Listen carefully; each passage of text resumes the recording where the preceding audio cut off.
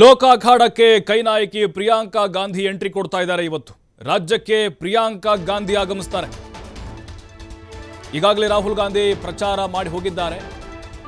AICC ಪ್ರಧಾನ ಕಾರ್ಯದರ್ಶಿ ಕಾಂಗ್ರೆಸ್ನ ನಾಯಕಿ ಪ್ರಿಯಾಂಕಾ ಗಾಂಧಿ ಕರ್ನಾಟಕದ ಲೋಕ ಅಖಾಡಕ್ಕೆ ಧುಮುಕ್ತಾ ಇದ್ದಾರೆ.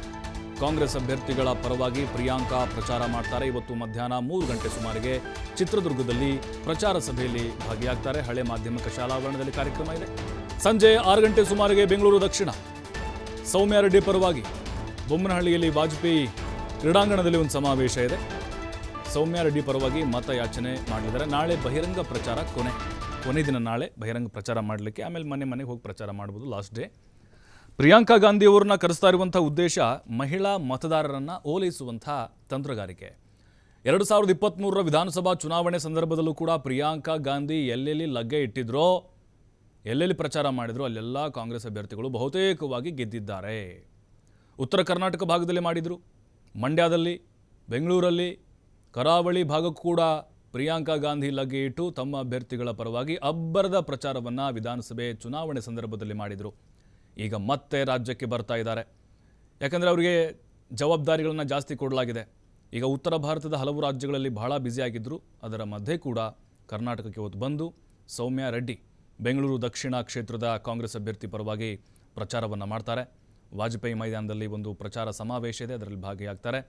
ಅದಾದ ಮೇಲೆ ಚಿತ್ರದುರ್ಗ ಅಲ್ಲಿ ಚಂದ್ರಪ್ಪನವರ ಪರವಾಗಿ ಅಬ್ಬರದ ಪ್ರಚಾರವನ್ನು ಮಾಡಲಿದ್ದಾರೆ. ಈಗಾಗಲೇ ಕಾಂಗ್ರೆಸ್ ನಾಯಕರು ಬಹಳ ಹುಮ್ಮಸ್ಸಿನಲ್ಲಿದ್ದಾರೆ. ಕಾಂಗ್ರೆಸ್ ಗ್ಯಾರಂಟಿಗಳ ಮೇಲೆ ಪ್ರಚಾರಕ್ಕೆ ಮತಬೇಟೆಗಿಳಿದಿದ್ದಾರೆ.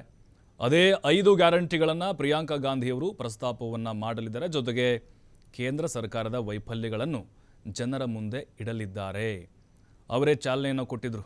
ಬೆಂಗಳೂರಿನಲ್ಲಿ ಗೃಹಲಕ್ಷ್ಮಿ ಯೋಜನೆಗೆ ಸಂಬಂಧಪಟ್ಟಂತೆ ನಮ್ಮ ಸರ್ಕಾರ ನುಡಿದಂತೆ ನಡೆದಿದೆ.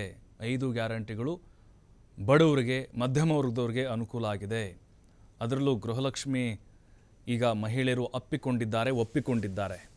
ಹಾಗಾಗಿಯೇ ಅದರ ಒಂದು ಅಭಿಪ್ರಾಯ ಸಂಗ್ರಹ ಕೂಡ ಇಲ್ಲಿ ಆಗಬಹುದು. ಸಹಜವಾಗಿ ಅವರಿಗೆ ಮಾಹಿತಿ ಇರುತ್ತೆ, ರಾಜ್ಯ ನಾಯಕರು ಮಾಹಿತಿ ಕೊಟ್ಟಿರ್ತಾರೆ. ಅದೇ ವಿಚಾರಗಳು ಇವತ್ತಿನ ತಮ್ಮ ಭಾಷಣದಲ್ಲಿ ಪ್ರಸ್ತಾಪ ಮಾಡ್ತಾರೆ ಪ್ರಿಯಾಂಕಾ ಗಾಂಧಿಯವರು. ಈಗ ನೋಡಿ, ಚಿತ್ರದುರ್ಗದಲ್ಲಿ ನೇರವಾಗಿ ಫೈಟ್ ಇರೋದ್ರಿಂದಾಗಿ ಅಲ್ಲಿ ಕೂಡ ಈ ಬಾರಿ ಶತಾಯಗತಾಯ ಕಾಂಗ್ರೆಸ್ ಅಭ್ಯರ್ಥಿಯನ್ನು ಗೆಲ್ಲಿಸಿಕೊಂಡು ಬರಬೇಕು ಅನ್ನುವಂತಹ ಪ್ಲ್ಯಾನನ್ನು ಕಾಂಗ್ರೆಸ್ ನಾಯಕರು ಮಾಡಿಕೊಂಡಿದ್ದಾರೆ.